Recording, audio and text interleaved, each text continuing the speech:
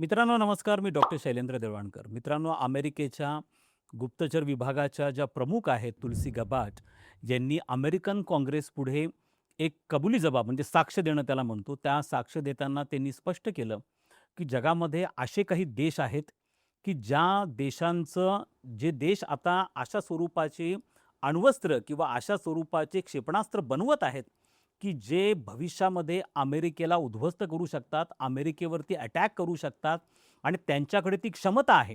त्यामध्ये त्यांनी रशियाचं नाव घेतलं, उत्तर कोरियाचं नाव घेतलं, चीनचं नाव घेतलं आणि सगळ्यात महत्त्वाचं म्हणजे पहिल्यांदा अमेरिकेकडनं पाकिस्तानचं नाव घेतलं गेलं. आणि तुलसी गबार्ड यांनी आपल्या साक्षीमध्ये अमेरिकन काँग्रेसपुढे दिलेल्या साक्षीमध्ये असं सांगितलं, की पाकिस्तान अशा प्रकारची क्षेपणास्त्र विकसित करतो आहे, त्यांची रेंज एवढी मोठी आहे, की ते डायरेक्ट अमेरिकेला हिट करू शकतात, अमेरिकेला टार्गेट करू शकतात आणि पहिल्यांदा अमेरिकेकडनं स्पष्टपणे, उघडपणे पाकिस्तानच्या बाबतीमध्ये अशा प्रकारचा कबुलीनामा हा दिला गेलेला आहे आणि ही अतिशय महत्त्वपूर्ण बाब आहे. खरं तर हा डोनाल्ड ट्रम्प यांना मिळालेला घरचा आहेर आहे, असं आपण समजू शकतो.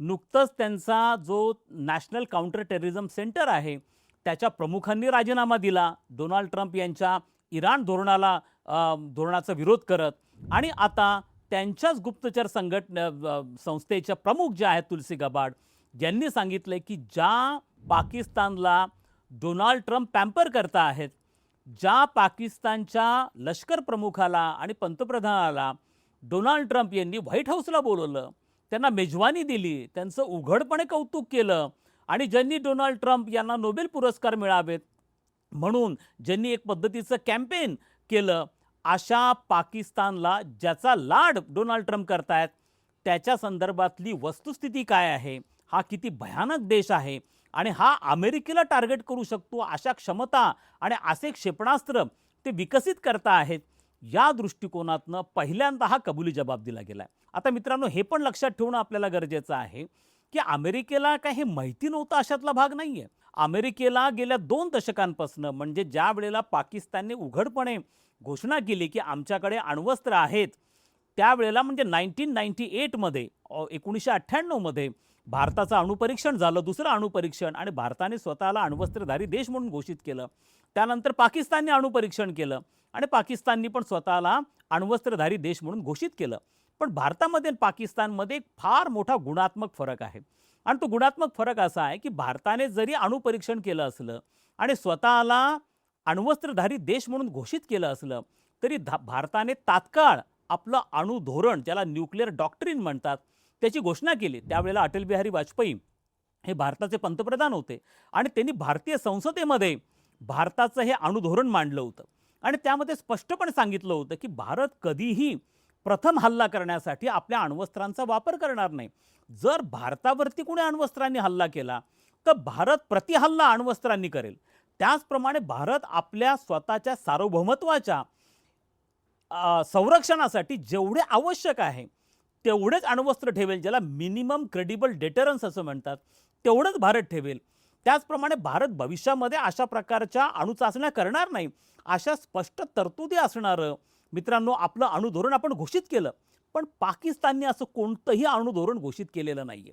किंबहुना पाकिस्तान इतका बेजबाबदार देश आहे की तो सातत्याने अशा स्वरूपाच्या उघडपणे धमक्या देत असतो आणि एक प्रकारे ज्याला आपण म्हणू की सायकोलॉजिकल ब्लॅकमेलिंग ज्याला आपण असं म्हणतो, तो भारताचा करत आलेला आहे की तुम्ही जर आमच्यावरती किंवा पाकिस्तानमध्ये असलेल्या दहशतवादी संघटनांना टार्गेट केलं किंवा त्यांच्यावर अटॅक केला तर आम्ही भारतावरती अण्वस्त्रांनी हल्ला करू, अशा उघड धमक्या ह्या पाकिस्तानकडनं यापूर्वी दिल्या गेलेल्या आहेत. पण असं असतानाही अमेरिका, विशेष करून अमेरिकेला याची कल्पना असताना देखील गेल्या 2 दशकांपासून अमेरिकेने $18 अब्ज एवढी प्रचंड मोठी आर्थिक मदत ही पाकिस्तानला केली आहे. एवढंच नाही तर पाकिस्तान हा जगामध्ये सगळ्यात जास्त IMFचं बेलआउट पॅकेज घेणारा देश आहे. सगळ्यात जास्त बेलआउट पॅकेजेस पाकिस्तानला मिळालेत आणि हे अमेरिकेच्या वरदहस्तामुळे मिळालेले, अमेरिकेच्या रिकमेंडेशनमुळे मिळाले. कारण IMF, वर्ल्ड बँक या अमेरिका पुरस्कृत संघटना आहेत, त्या अमेरिकेच्या प्रभावाखालच्या संघटना आहेत. अमेरिका म्हणेल त्याला त्यांचे कर्ज दिले जातात, बेलआउट पॅकेजेस दिले जातात. पाकिस्तानसारखा देश की जो सातत्याने दहशतवादाला ऑफिशियली चालना देतो, जो त्यांच्या परराष्ट्र धोरणाचं दहशतवादाला चालना देणं हे त्यांच्या परराष्ट्र धोरणाचं साधन पण आहे आणि उद्दिष्ट पण आहे. मित्रांनो, जगामध्ये युनायटेड नेशन्सनी काही संघटनांना जागतिक पातळीवरती दहशतवादी संघटना म्हणून घोषित केलं आहे. त्यापैकी 50% दहशतवादी संघटनांची मुख्यालय ही पाकिस्तानमध्ये आहेत. आज पाकिस्तानचं जे डीप स्टेट आहे, ज्याच्यामध्ये पाकिस्तानची ISI सारखी संघटना असेल, त्याचप्रमाणे पाकिस्तानचं मिलिटरी असेल आणि पाकिस्तानमधल्या दहशतवादी आणि धार्मिक मूलतत्ववादी संघटना या पाकिस्तान चालवतात. पाकिस्तानमधलं शासन हे केवळ तकलादू आहे, लोकशाही नावापुरती आहे.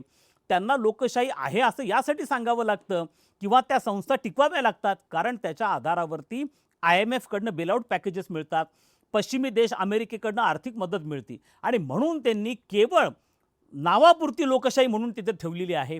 खरी सत्तासूत्र ही लष्कराच्या हातामध्येच, ISIच्या हातामध्येच आणि धार्मिक मूलतत्ववादी संघटनांच्या हातामध्ये आहेत. आता मित्रांनो, कळीचा प्रश्न असा आहे की अमेरिकेला हे माहिती असूनही अमेरिका का सातत्याने पाकिस्तानला मदत करतो आहे? कारण अमेरिकेच्या बाबतीमधला एक दुर्गुण तुम्ही लक्षात घ्या की अमेरिकेचं परराष्ट्र धोरण हे शॉर्ट टर्म इंटरेस्ट आणि लॉंग टर्म इंटरेस्ट यामध्ये डिवाइड झालं आहे. अमेरिका नेहमी आपल्या शॉर्ट टर्म इंटरेस्टला, म्हणजे त्यांच्या अल्पकालीन जे उद्दिष्ट आहे त्याला प्राधान्य देत असतो. म्हणजे त्यांचं अफगाणिस्तानमधलं राजकारण असेल, त्यांचं सेंट्रल एशियामधलं राजकारण असेल, त्यांचं पश्चिम आशियामधलं राजकारण असेल, त्यासाठी पाकिस्तानची मदत होती. त्यामुळे पाकिस्तानला कुरवळायचं, पाकिस्तानला जवळ करायचं. पण लाँग टर्ममध्ये ते कधी विचार करत नाही. त्यांनी हा लाँग टर्ममध्ये विचार करणं यासाठी गरजेचं आहे की जो 9/11चा टेरर अटॅक अमेरिकेवरती झाला होता, त्याचा मास्टर माइंड जो होता ओसामा बिन लादेन, हा शेवटी पाकिस्तानमध्ये सापडला, तो पाकिस्तानमध्ये मारला गेला. एवढं उघड पुरावा असताना देखील त्याचप्रमाणे ज्या आंतरराष्ट्रीय संस्था आहेत की ज्या प्रामुख्याने दहशतवादाला जे देश चालना देतात, आर्थिक मदत करतात, अशा संस्थांनी देखील पाकिस्तानला ब्लॅकलिस्ट केलेलं असताना देखील अमेरिका सातत्याने पाकिस्तानला जवळ करण्याचा प्रयत्न करतोय, त्यांना आर्थिक मदत देण्याचा प्रयत्न करतोय. आणि त्यामुळे आता एक महत्त्वाची बाब आहे की खुद्द आता अमेरिकेच्या गुप्तचर विभागाने अमेरिकन काँग्रेस पुढे साक्ष देताना हे सांगितलेलं आहे की हा देश इतक्या भयानक पद्धतीने अण्वस्त्रांचा विकास करतोय, मिसाईल्स डेव्हलप करतोय, हा बेजबाबदार देश आहे आणि हा डायरेक्ट अमेरिकेवरती अटॅक करू शकतो. अर्थात त्याच्यामध्ये एक अतिशय महत्त्वाची बाब आहे, यापूर्वी अमेरिकेतल्या अनेक अभ्यास गटांचे अहवाल अशा स्वरूपाने आहेत की पाकिस्तान हा देश कोणत्या क्षणी धार्मिक क्रांतीला बळी पडू शकतो आणि जर ह्या देशामध्ये धार्मिक क्रांती झाली, अतिशय हार्डकोर रिव्होल्यूशन झालं, तर त्यानंतर त्याची सत्तासूत्र जी आहे ही धार्मिक मूलतत्ववादी गट आणि दहशतवादी गटांच्या हातामध्ये जाऊ शकतात. आणि सगळ्यात महत्त्वाचं म्हणजे पाकिस्तानची अण्वस्त्र ही दहशतवादी संघटनांच्या हाती पडू शकतात आणि मग पाकिस्तानचा जगासाठी पाकिस्तान डोकेदुखी बनू शकतो, जो आजही बनलेला आहे. आणि तो अमेरिकेवरती पण अटॅक करू शकतो.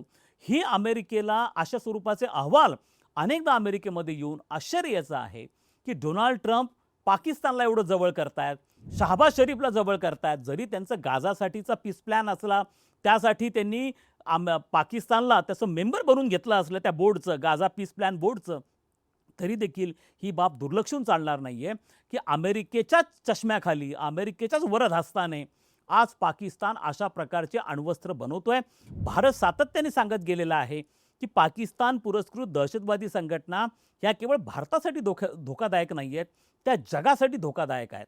त्यामुळे केवळ त्यांना प्रादेशिक किंवा स्थानिक पातळीवरच्या संघटना म्हणून संबोधू नका, तर त्यांचे संबंध हे आंतरराष्ट्रीय दहशतवादी संघटनांशी आहेत. आणि ज्या प्रकारचे क्षेपणास्त्र आणि अण्वस्त्र पाकिस्तान बनवतो आहे, भारतापेक्षा पण जास्त अण्वस्त्र बनवण्याचा त्यांचा स्पीड आहे आणि ज्या पद्धतीने ते चाललेलं आहे सगळं प्रकार, ते अशा स्वरूपाने की त्यांच्याकडे स्टेबल डेमोक्रेसी नाही आहे, त्यांच्याकडे प्रोफेशनल आर्मी नाही. आता बघा, परवाच्या दिवशीच पाकिस्तानच्या आर्मीने 400 निष्पाप अशा सिव्हिलियन्सवरती अटॅक केला, अफगाणिस्तानमधल्या काबूलमधल्या हॉस्पिटलवरती अटॅक केला आणि 400 लोकांची हत्या केली त्या ठिकाणी.